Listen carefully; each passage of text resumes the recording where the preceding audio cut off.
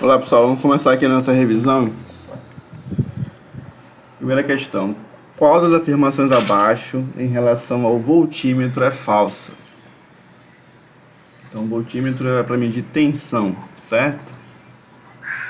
Tensão elétrica. Então, vamos colocar aqui, vamos marcar isso, palavra-chave, né? Voltímetro. E ele quer saber qual afirmação é falsa. Muito cuidado, né? Letra A. O voltímetro é usado para medir a diferença de potencial entre dois pontos de um circuito. Certo. Quem mede corrente elétrica é o amperímetro, certo? Um voltímetro bem projetado mede uma diferença de potencial praticamente igual à que haveria se o instrumento não estivesse presente. Exatamente. Tá? A ideia é essa, né? Um voltímetro, letra C, um voltímetro nunca é ligado em série com o circuito. Exato, né? Nós ligamos o voltímetro em paralelo, certo? Então nós temos aqui o voltímetro. Tô ruim aqui com o mouse, gente. Tem um voltímetro em paralelo, por exemplo, com uma resistência, certo? Ok. Então aqui eu tenho a resistência R. Ok? Então basicamente nós temos nesse circuito em paralelo um divisor de corrente, né? Então tem aqui a corrente que vai alimentar esse circuito e essa corrente vai se dividir, né, numa corrente sobre o resistor e outra sobre o voltímetro, tá? Ok? Então é essa ligação que nós vamos ter. Bem, nós queremos então que a corrente, essa corrente aqui, ela passe praticamente toda pelo resistor, né? Então a corrente que passaria aqui no voltímetro seria bem pequena, seria desprezível. Nós sabemos então que nesse circuito em paralelo nós temos um divisor de corrente. Então a corrente sobre o voltímetro,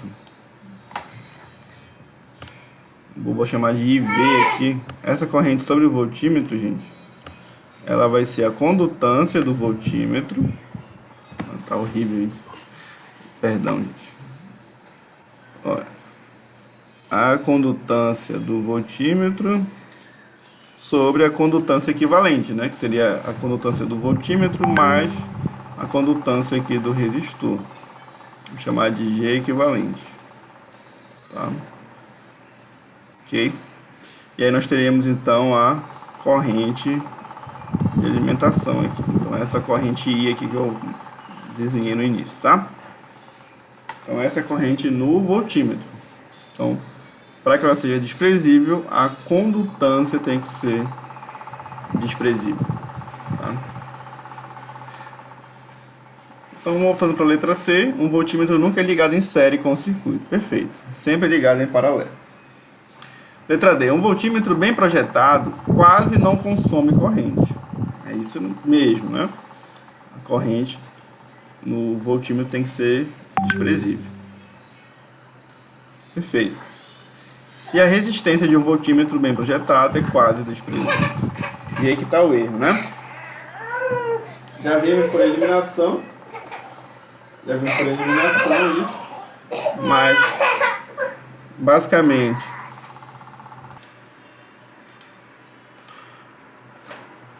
bem, então basicamente, como nós precisamos aqui da condutância desprezível, para que a corrente seja desprezível, a condutância é o inverso da resistência.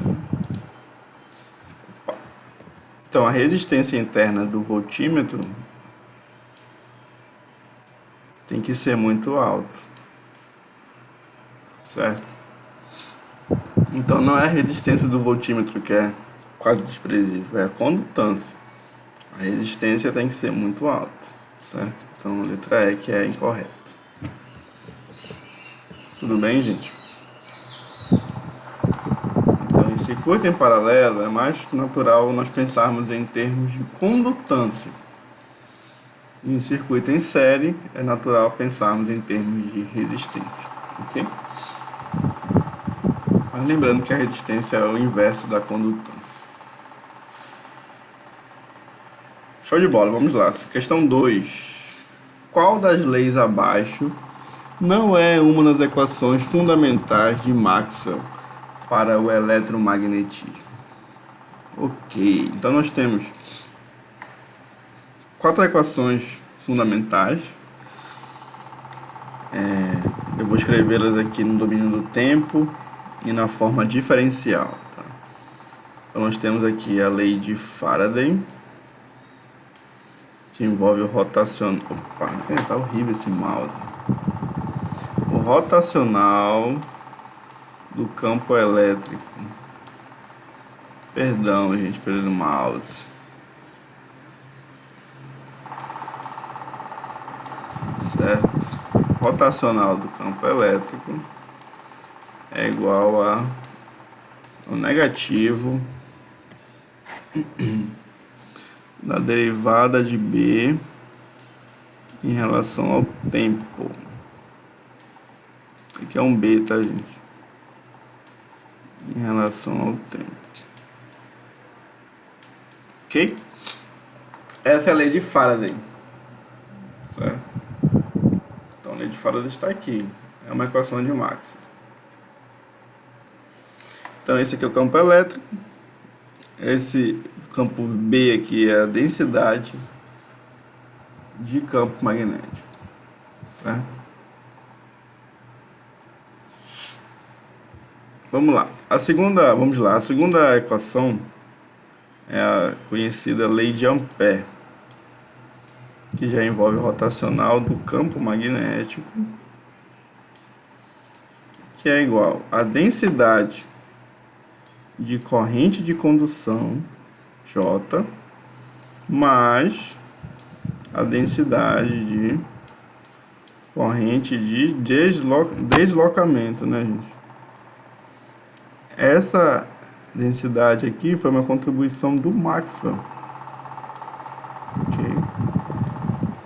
É isso que torna essas equações como um sistema de equações diferenciais, né?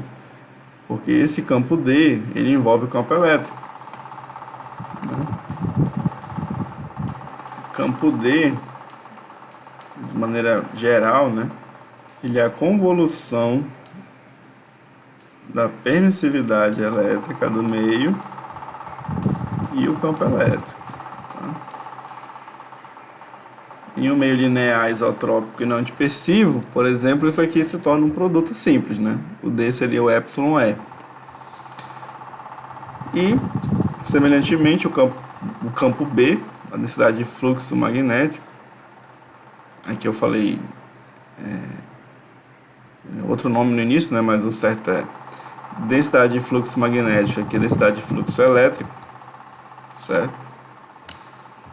O campo B, ele já seria a convolução desses dois termos aqui, ó, μ, que já é permeabilidade magnética do meio, a convolução, né? Não consigo escrever direito com esse mouse, não.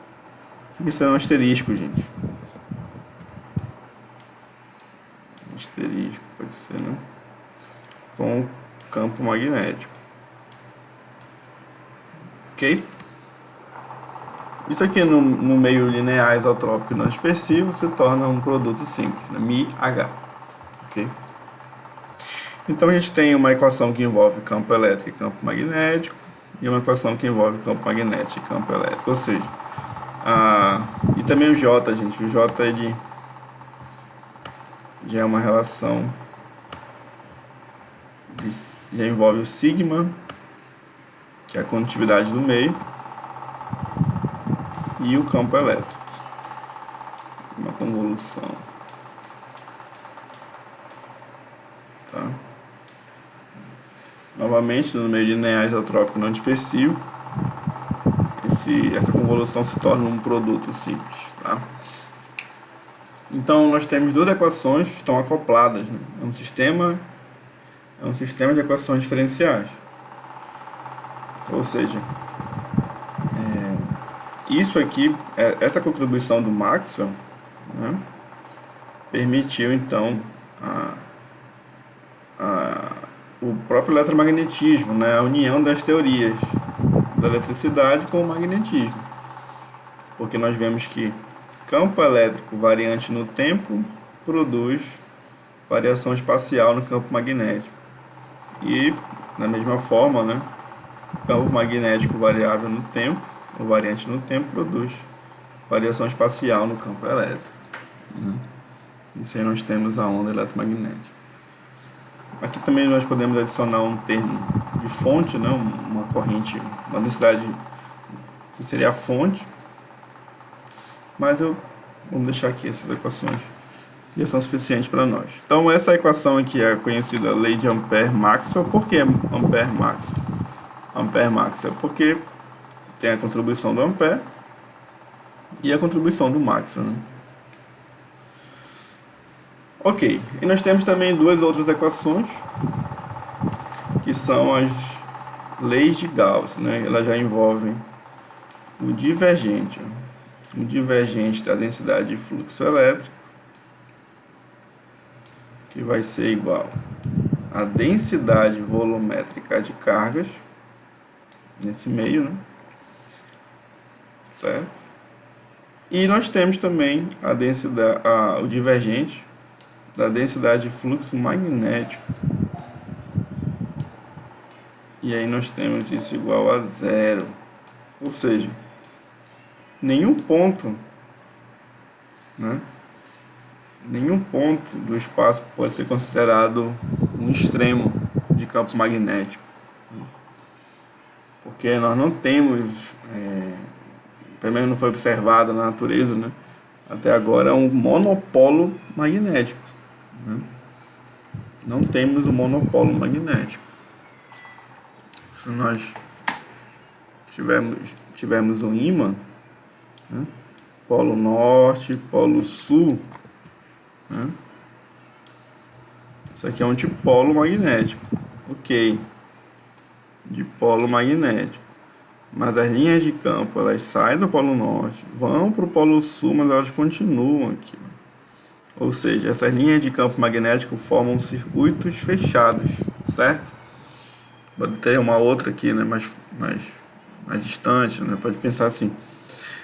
No caso do dipolo elétrico, já temos, né, de fato, uma carga positiva, uma carga negativa, e aí eu tenho esses pontos como extremos, né?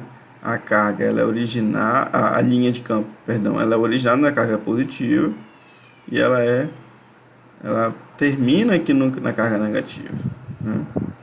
Então, de fato, nós temos aqui extremos, né? Nós temos extremos de campo elétrico, no caso do dipolo elétrico. No dipolo magnético, não. As linhas não terminam nos polos, certo? E aí nós temos também, gente, a questão do monopolo elétrico, né?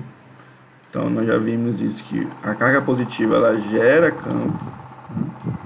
O campo elétrico as linhas de campo elétrico vão sair da carga positiva e elas vão terminar na carga negativa. Então nós temos sim monopolo elétrico, nós não temos monopolo magnético. Bem, então isso aqui está escrito nessas equações. Então nenhum ponto no espaço pode ser considerado como fonte, né, de campo magnético, mas não podemos ter fonte sim de campo elétrico, né? Uma carga elétrica, por exemplo, ou uma densidade, vai dar origem a linhas de campo.